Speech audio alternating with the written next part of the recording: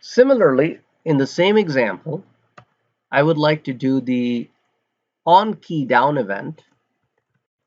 Enter your name, input type equals to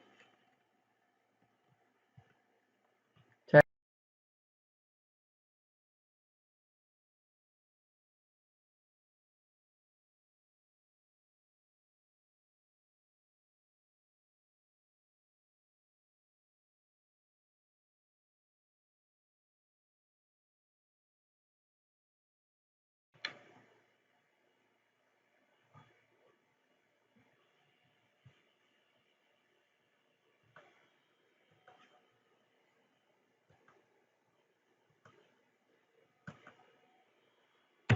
So if I press a key, it will show you the dialog box, and it will also display the key.